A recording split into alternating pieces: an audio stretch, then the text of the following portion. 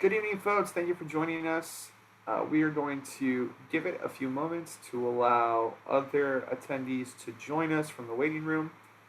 Um, but just a quick reminder that tonight's session is being recorded.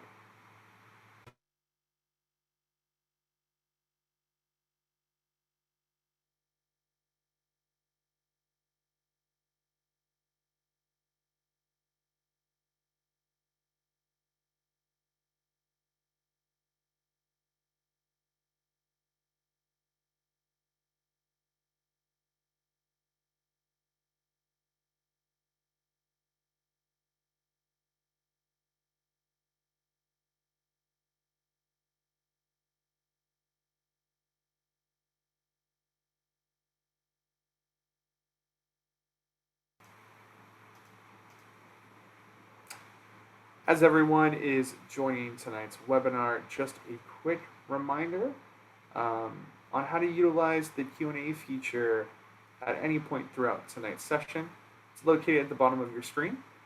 We ask that you please do not share any personal information. You are able to submit questions anonymously, and not only will we have time at the end of tonight's presentation for a live Q&A, but we will also have staff on the back end answering questions offline. So please feel free to ask your question at any point throughout tonight's session.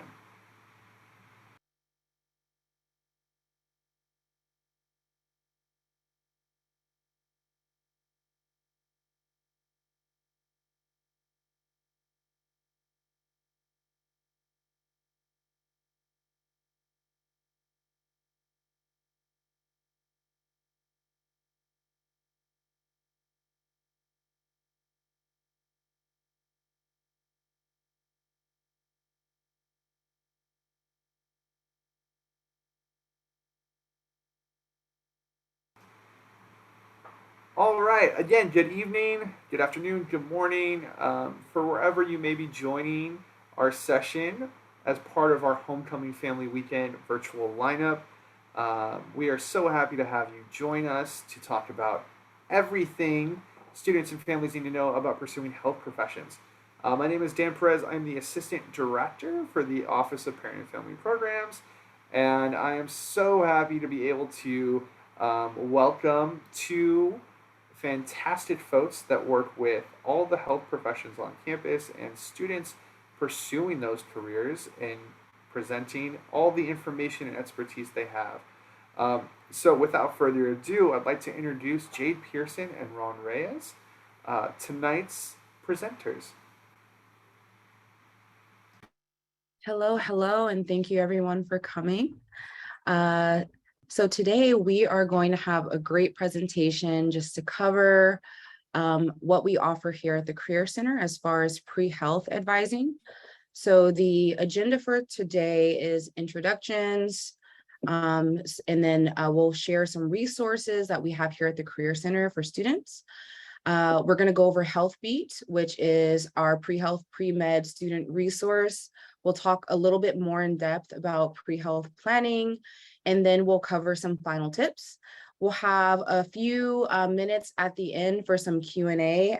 So feel free to type your questions in the chat, but we'll take some additional time towards the end for Q&A. We'll go on to the next slide. So we want you all to connect with us. There's someone for every student, no matter what your major is. Next slide. As you can see from the picture, we have three main groups of advisements. We have arts and humanity, STEM, and pre-grad and grad advising. So Ron and I cover pre-health, pre-med, and then we have Mike Zucker, who covers biological sciences, and we have many other of our coworkers who cover different areas in order to assist the students best with their needs. So the point is, just come to us, ask for help. We're here to help. We have someone specializing in each field, but today we're going to focus on Health Beat and pre-health, pre-med advising. Next slide. I just want to give a brief overview of everything that we cover here at the Career Center. I know sometimes when you're coming to the Career Center, it's like, okay, what do you help with? Well, all of us help with career consulting. We have 30-minute one-on-one sessions with career consultants, which is Ron and myself and the rest of us for career advising and coaching. So any questions the students may have, we're here to answer. That can span from resume, cover letter, but really career exploration. Is this career a right fit for you? Looking at your personality, your interests, your values, your skills, and really just matching it with the world of work. We want to make sure the student is going into the field that that they've chosen with all of the information in mind, because knowledge is power.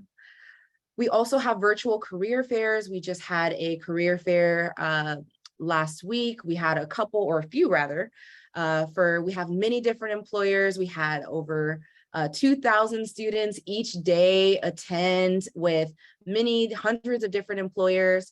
So please definitely register for that. We have our next fair coming up in the winter quarter, and these can all be found on Handshake if you search career fairs. We also have professional development, events, and opportunities, just really holding workshops. Sometimes they're very specialized, sometimes they're very general for the general population. And programming, anything from job and internship searching to interviewing to applying to graduate and professional schools. So we just want students to be prepared. We also have employer information sessions where we have many partnerships with many employers in and out of the area, locally and globally, to keep students informed of different opportunities, because we do tell students something that's very important while you're here in undergrad is to really gain those opportunities, those internship opportunities, to get those transferable skills for whatever chosen career field you have.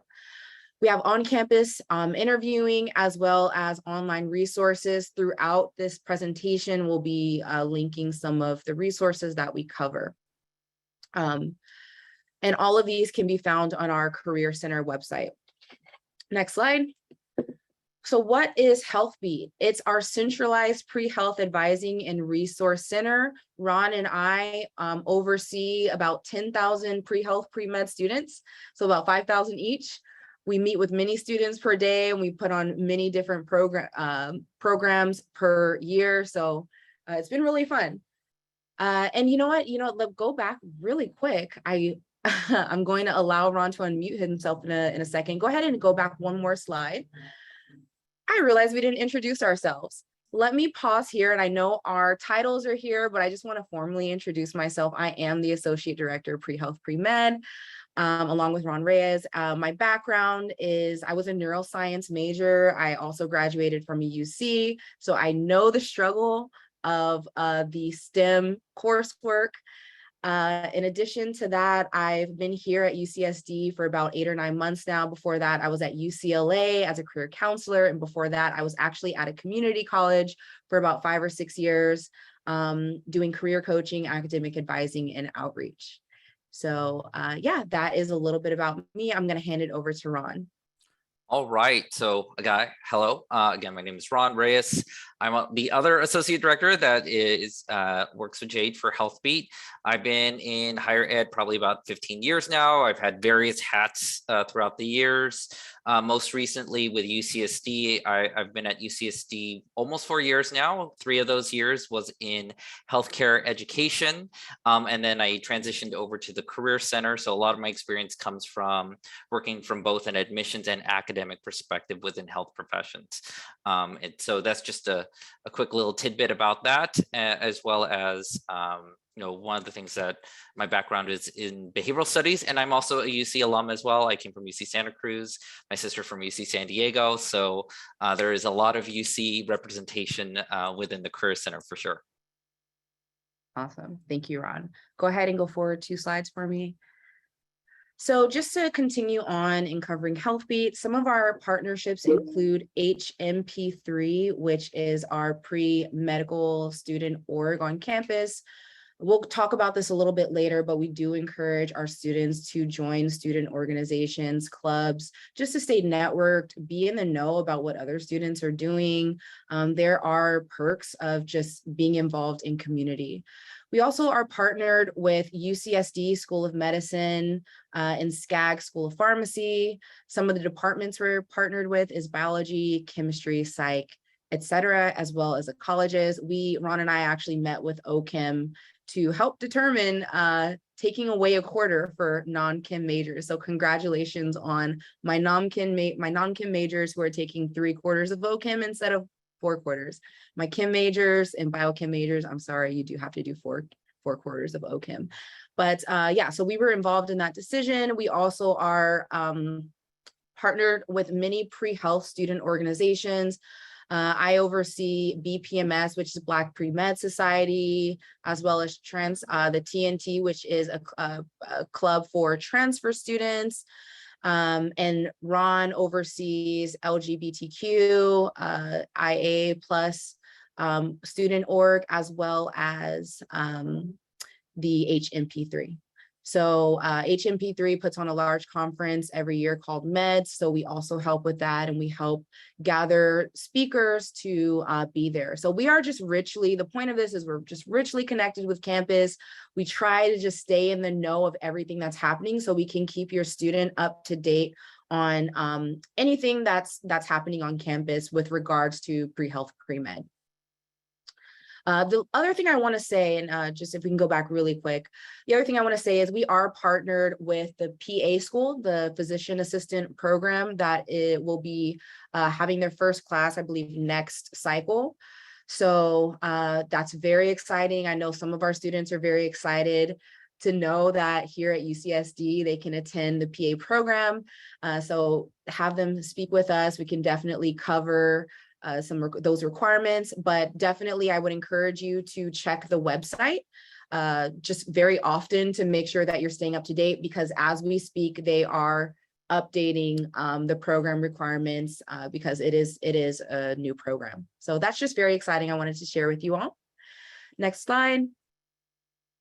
So where do you begin? I actually, Ron and I both recommend for students to go online and make sure that they do some research ahead of time. So no matter the chosen industry, whether it's medicine or optometry or nursing, we have 9 different career options for students to click on and get more information about where to begin, some of the ins and the outs of their chosen career field, how to get into schools. We have some great resources, experiential opportunities, a 4-year timeline for most of these chosen professions. So definitely check out our website. We are in the process of updating it as well, but for now we have up-to-date information.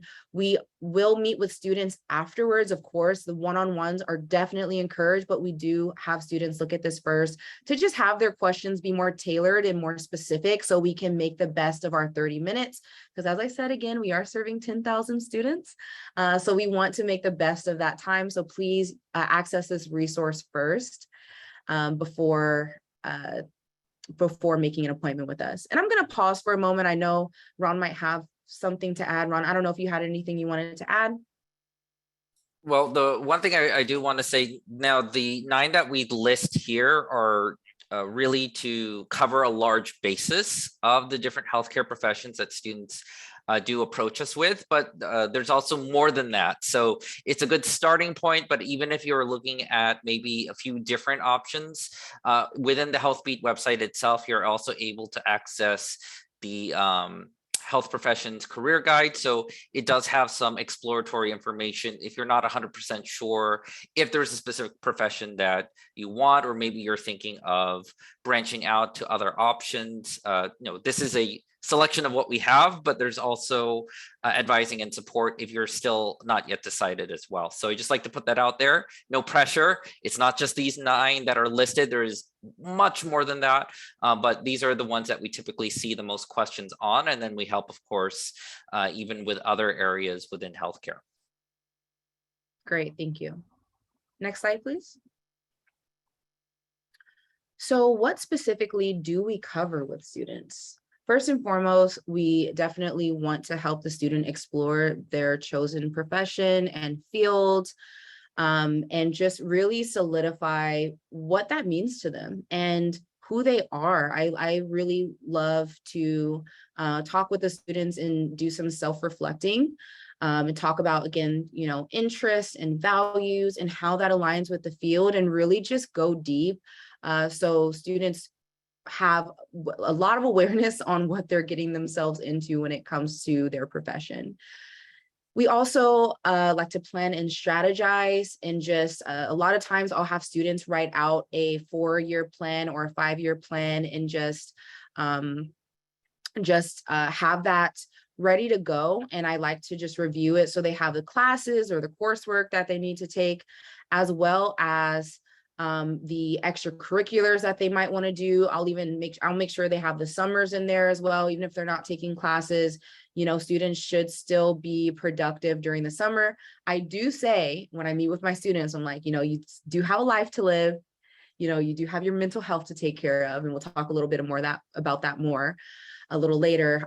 But have most summers something productive, and maybe take a summer or 2 off, but definitely planning and strategizing for your long-term goals. Resources for experiences is something that we also offer. I kind of talked about the experiential opportunities, which can be found through that HealthBeat link that was posted in the chat. We talk about shadowing. I always encourage my students. I'm like, if you don't have a LinkedIn, get a LinkedIn. That is such a great way to network, as well as tritonsconnect.com, which is our Triton form. I call it the Triton form of LinkedIn. It's just a great networking and mentorship site for students to connect with UCSD alum and ask questions. And many of the alum are willing to give back and answer very specific questions. So networking is a large thing that we talk about. You don't live in a bubble. You need to ask questions and get that experience. And a lot of times, other people are going to open that door for you. And so that's something that Ron and I both stress to students. Trying to think if there's anything else. We also give resources for the chosen program students want to go to. We help them find those resources. We help students just know how to do research and research their programs and look at the prerequisites that they need and the activities that they need, and kind of just giving the tools, like teaching them how to fish rather than giving them the fish, on researching and finding the information in the right way. And then the good thing is we are, Ron and I are soundboards for students to kind of double check and make sure that that information is accurate and up to date. But, we want students to be independent as well, even though they're meeting with us. And then last but not least is ways to strengthen the graduate school application, and making sure, your grades, activities, and extracurriculars, as well as, there's letters of recommendation, a personal statement. We are having a personal statement workshop coming up November 1st and 4th, and maybe a little bit later we can get that link in the chat. You can find it on Handshake. If you go to Handshake and search our events, personal statement, that'll be November 1st and the 4th. We'll have virtual and in person. So we're catering to all students. So yeah, that concludes this slide. If you can go on to the next. We also get the question, what should I major in? Does major matter? Should I minor?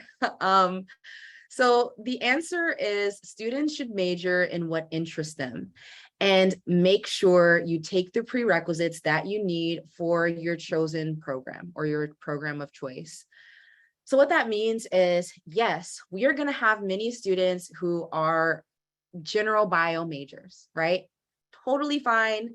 I get it. The classes, the coursework is built into many of the degree plans, or the degree plan that you have chosen for general bio that connects to your grad school of choice, right? However, that's not always the case.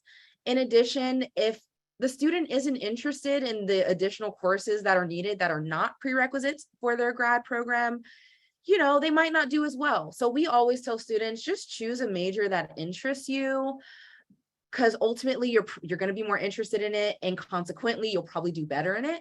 And let's go ahead and check the prerequisites that you need in order to get into the program of your choice.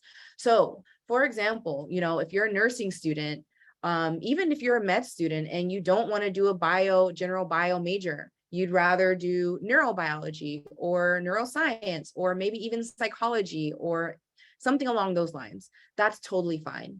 We just coach you on the prerequisites. We have, again, resources on the prerequisites that you need all through our HealthBeat website for different grad programs.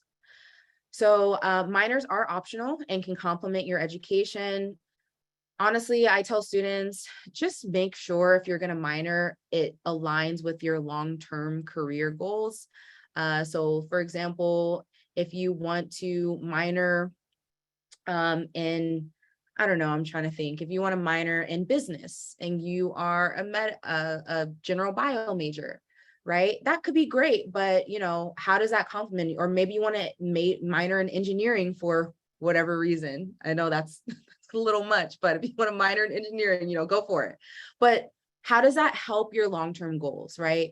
Maybe human developmental minor. I know a lot of students will do kind of like a human development major with a general bio minor. That's pretty common, actually. Maybe students who want to go into psychiatry. So I say, okay, that's fine. Just make sure, we'll talk about it, how that aligns with the long-term goals. What classes are you taking? And oftentimes Ron and I will refer out to the academic advisors because we are primarily trained, and I just want to make sure we set the precedence and the expectation. Ron and I are trained on career consulting, and we have a lot of knowledge on different areas within pre-health, pre-med. But when it comes to degree planning, very specifically, what do you need to graduate? Questions like that, we are referring out to the academic and college advisors, depending on what the question is. But we generally answer most questions, but sometimes I will say we will refer out when it comes to minors and what that means for a degree plan, but we can help with how that connects to the field. And last but not least, whatever you major in, just do well. Your grades do matter, and I'm sure that's already known, with average GPAs being pretty high for medicine, nursing, PA, etc. But yeah, you want to do well. You want to major in something that you like. If you do not like chemistry and you are a biochemistry major, don't do that to yourself. Change your major. It's totally fine. We can talk about that. As long as you take the OChem prerequisites, you are good to go. Okay. So I just want to make sure you're open-minded about what you can major and minor in. Next slide, please. So just, recapping, major in something that interests you. Minors are not necessary, they don't necessarily not matter, but they can complement your education. Do well in whatever you major in. And even with a non-science major, you may still have options to take science courses you might need for your chosen field. So this is where, for example, if you are a psych major, I know some courses are capped in bio. This is where you'll want to talk more with your academic advisor. And I don't know, Ron, if you want to add a little bit more to that as far as taking a non-science major, such as psychology or business, and wanting to go into med school. Yeah, so I mean, again, if you're in a non-science major, there are opportunities for you to try and get certain prerequisites completed. It's going to be a conversation with the academic unit that you're getting advisement from. So whichever college advisor for overall degree completion, if you can fit in some of your general education requirements alongside any open elective that you have, to also compensate or use those particular spaces to be for prerequisites. So again, every major and every combination is going to be different. We like to say that it's not really a one size fits all, because depending on the college you're attending, if you have transfer units or not, what your major is in that combination, the total amount of units you have some flex with could vary. So your mileage does vary, but we want to make sure you're aware even non-science majors have found different ways to get the elective or requirements completed through using a combination of open elective, general education. Sometimes they may want to consider a minor. Yes, it just depends. But we always want to make sure that that whatever you do, there is typically different opportunities for you to work it in, as long as you're being thoughtful and mindful about what you're doing to complete your education here. Great, thank you. And that'll take us to our next slide. And I'll hand it off to Ron. All right, we get a lot of questions about AP and IB credit. So essentially units completed through testing. So for most of my California students, you are used to primarily advanced placement credit. Couple pro tips, don't stress too much about it. The first thing is, with AP credit, depending on the schools that you're attending or planning to attend for, either med school or even any of the other healthcare professions, depending on that school, they may have some flex with AP credit policy. In the past, the very kind of one size fit all answer was to just have students repeat the course to just cover their bases. Is that realistic for everybody? Not necessarily. If you have AP credit, say you got a 5 in chemistry, and so you are skipping everything but the chem lab for your first year of chemistry, that's okay potentially. You want to have instead the mindset of, if you've already received college credit for it, you might want to avoid taking any classes to repeat essentially the content, and first focus on getting the rest of your requirements done. While you're doing that and hopefully performing very well in the additional prerequisites that you need to take or upper division coursework that you're working on, while you're working on that, then you could have a conversation with us about, like, hey, let's look at the actual schools you're applying to. Do they list different alternatives or options for those units if you've already received AP credit? There might be schools out there that will list instead that if you've completed upper divisions related to that same content, you are fine. There may be other schools that will say, as long as you can justify knowledge and content, you should be all right. For example, UCSD School of Medicine, the reason why they list all their requirements as recommended is they expect students to have that foundational information accounted for, but if they got it in transfer from another institution, might have had a different combination of courses that are not traditionally used, or had it in AP credit, they recognize in their admissions process that they are looking for the student in one way, shape, or form to demonstrate that they have an understanding of that material, even if it's not directly through a course taken in their undergraduate. So again, it is something to take into consideration. You do not necessarily have to repeat it, and I would hold off on repeating course content if you did receive any AP credit. Of course, for each individual circumstance, if you are still concerned, or if you're in an interesting combination where you have AP credit and you're in a non-science major, we might want to have a conversation on maybe options or things you want to consider or take into consideration. But that shouldn't be at the cost of just you assuming that you have to redo these courses. All right. So that is as much I'll say on AP credit. Jade, if you want to hop in on anything else, you're welcome. You got anything else? I think you covered everything, Ron. Perfect. So talking about prerequisites, this is a quick overview. This is not by any means comprehensive.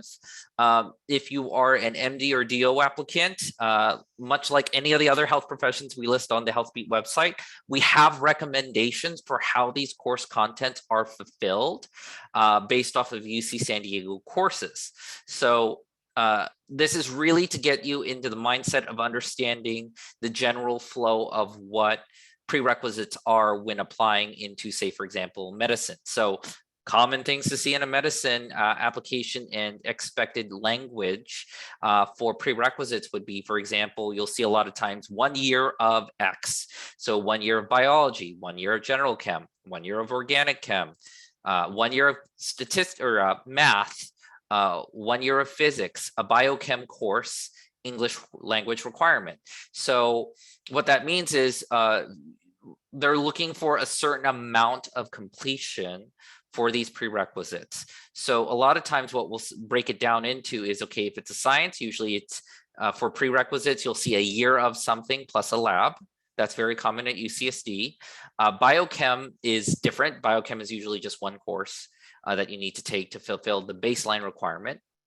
And then besides that, and besides the prerequisites that are common, we also have some recommendations. So for example, if you are able to do upper division biology courses, students might find courses such as physiology, genetics, cell bio, potentially very helpful for preparation for med school. Additionally, there are other classes that can either be helpful for med school or other health professions. A big difference between MD and PA, for example, is PA programs specifically want to see you do anatomy, physiology, and microbiome. They outline as part of the requirements those specific biology courses. So again, each of the different professions, we will list our recommendations on how to get them done at the UC. And if it's not available at the UC for any reason, we usually will say double check extension or the community college if you need to make it up for maybe some of the more specialized programs out there with other health professions. In general, my MD-DO students, normally you can complete everything that you need to apply to most medical schools just by attending at UCSD. But we always want to say you want to double check depending on which of the health professions, just to make sure you're accounting for these requirements. Again, the more extensive breakdown of each of the different professions is available when you go to those specific areas within the HealthBeat website. All right, next slide. So just as a helpful tip, when you're planning for applying for medical school, it is both professional development planning and academic planning. It is both, not one, not the other, both. And the reason being is you need experiences in order to be a strong medical school applicant. And so that means being open to trying and exploring different opportunities for you to gain experience, both either in a clinical or healthcare setting, seeing if you can volunteer, get involved. There are a lot of different things that you'll need to do to plan around, hopefully applying into any sort of professional school, but especially with applications like MD, DO, you're going to want to be a lot more mindful of it. Next slide. So real quickly, on the academic end, it's very straightforward. Focus on the prerequisites. Know that full-time at UCSD is 12 to 16 units. So again, they might be concerned if you are going part-time, they'll be asking, what are you doing with the rest of that time if you're going part-time? But even if you're doing 12 units is still full-time. So as long as you are balancing it out with either activities or programming or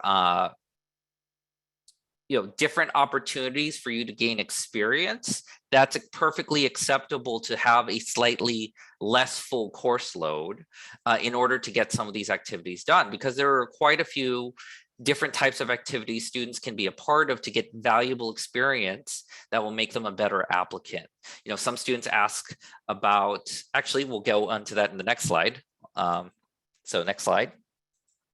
So when defining these activities, what are experiences? So this is this is pretty much the list, but there are technically a little bit more than that, but it's anything essentially outside of just taking a course. So if it's not for your class, it is an experience. If it's an experience, you need to be aware of that so that you can hopefully journal and make notes of these different activities that you are a part of, whether it's clinical or non-clinical experience, research. Maybe you got a chance to write during that research. Great. Did you win any awards, services, hobbies, volunteer, leadership?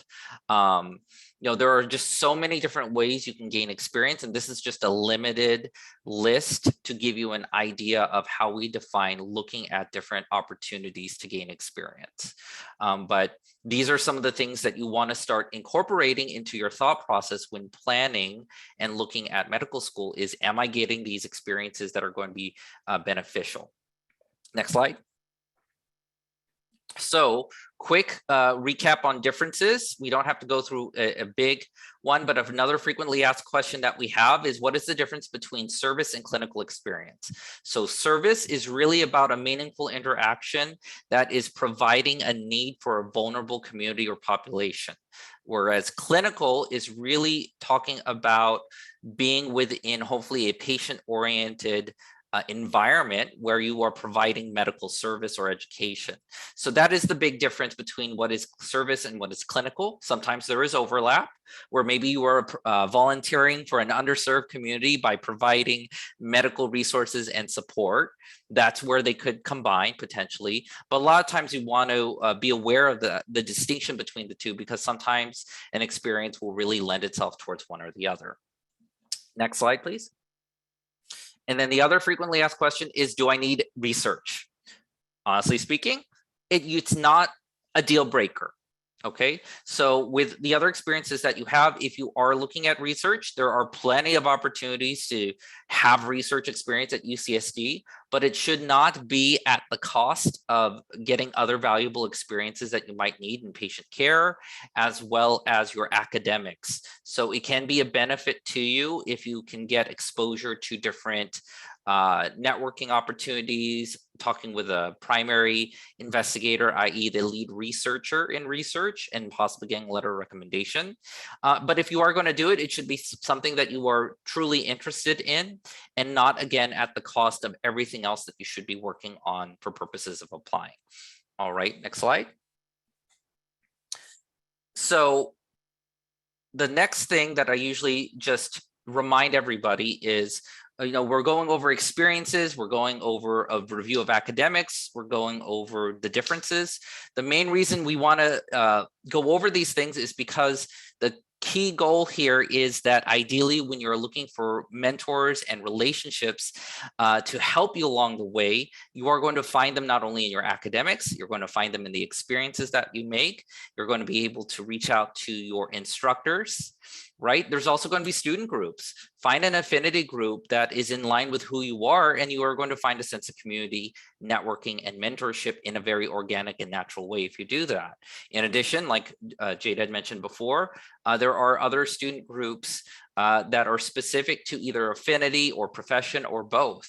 So there are a lot of opportunities for you to have a wider network and a lot of different ways to go about that. We list some here, and you will definitely get access to the slides later. But this is just to give you an idea. This is the tip of the iceberg of what you can be doing to really get incorporated into different networks here while you're at UCSD. Next slide, please. So big roadmap picture for everybody. This is just an example of, start to finish, from starting in undergrad all the way to med school. What does that look like? It's long. It's a marathon. So this is really just to demonstrate that we don't want anybody jumping into this profession without really taking the time to understand the amount of investment that you are going to have in your future going down this route. So, it doesn't end with med school application, right? It is a full process. Your academics and what you do here at UCSD really only covers, the first 3 sections of this roadmap. And that doesn't include the additional potential 6 to 10 years that it's going to take you to fully become a practicing physician. So, I just map it out here to give you a big picture understanding that this is going to be a process, and that it starts with academics and experiences. You come up with a strategy, you make sure this is something you want to do, you take your MCAT, and then you apply. And then once you apply, it is the next marathon, so to speak, going through your med school education, followed by residency and health practice. So again, this is not to intimidate you. This is really to let you know this is a long-term commitment, and it starts with some basic planning and making sure that you are okay to do this by the time you get to application. So I wanted to leave this here just for a moment, let that sit in. But again, this is just to really give you a snapshot of what it's like to really think about what is my next, 10 to 14 years of education if I'm a freshman in college, right? It's a long time, and that's okay, but we want to make sure that you are aware of that. So next slide, please. So with everything that we mentioned, there's a lot to do. So if you're just starting out, start simple. Okay, so create a personal plan. What does it look like for me to get through this year? What does it look like for me to get through 4 years of my schooling? We have options and templates that you can use on the HealthBeat website. So feel free to check those out. schedule time to talk with us once you've reviewed it, and we can talk about your personal plan. Besides that, please utilize your resources. So, follow us on Facebook and Instagram. The Career Center has a YouTube. And then once you have yourself situated in your undergraduate career, especially if you're like a freshman, you want to take the time to get used to everything before you start looking at summer opportunities, whether it's in volunteer work, healthcare services, networking with student orgs. Take the time to get situated and then consider that for the upcoming year. But by no means do we expect anybody to tackle everything the first quarter here. And then, of course, some key things. This is a big commitment. So you want to always reflect on your why. Why am I doing this? Is this something important to me? What are my values? Does this make sense for me to do what I want to do for the field, right? Like, does this make sense for me? So always reflect on your why, and then start learning more about healthcare. It's very easy to have an idea of what that is, but until you start doing your homework, researching a little bit, trying out different opportunities to get experience, you're not going to know for sure. Lastly, we do have Med School Prep 101 coming back. Yay, it's coming back. So we will be having a 1-unit course available for winter quarter for our transfer students and for freshmen and sophomore in the spring quarter. And then the final tip is focus on your classes first, get support and help when you need it. And if that includes finding mental support, taking some time for yourself, do that, right? But we want to make sure that you guys are starting strong here because it's a long haul and it's a lot of time. Last slide. So some quick recap and final tips. Please focus on your academics. Know that you have a ton of resources that we want you to use. Make sure you focus on a timeline that works for you and find mentors and build relationships. We want to make sure you have a safety net of peers and colleagues. So we want to make sure you stay involved, not only with us here at the Career Center, but with your peers so that we know that you are going to be successful after your 4 years here. So those are final tips. And then we can open it up to Q&A. While we're opening up the Q&A, we just have a few slides of general resources from Triton's Connect, as well as the Health Beat slide. So Dan, if you want to kind of go through those, we can, and then we can start fielding some of the questions. And then I'll go ahead and answer live the PA question. So the new PA program, it is going to be through School of Medicine. If you go to the School of Medicine website, it is they're going to release additional requirement information, hopefully by the end of October. That application, the first application will open this upcoming summer, so summer 2023, and then it will continue to go. Other than that, I am not allowed to say too much more until they officially put it on the website, but it is greenlit, it is happening, and then additional details will follow as they start rolling out information in prep for the new cycle or the first time that they're doing applications. So hopefully that answers your question a little bit more on the PA program. It will be housed within School of Medicine.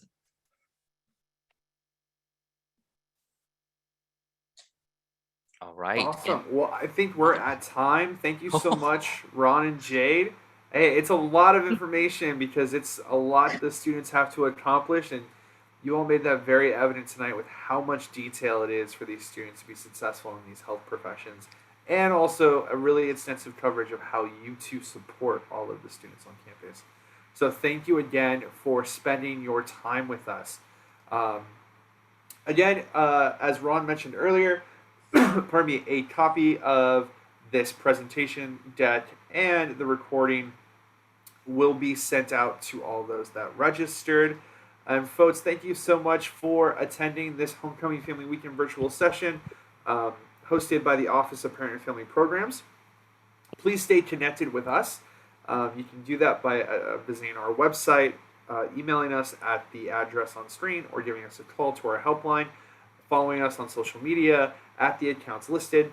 And that last one, that YouTube one, is very important, /UCSD Families, because that's where tonight's recording and all recordings of any virtual webinar or session we've ever done live. And so you can go through and look at all the other presentations we've done, or if you miss one in the future, you know where to go to catch up. And hopefully, we see some of you this weekend at Homecoming Family Weekend as we kick off our in person session and event tomorrow, and we are very excited.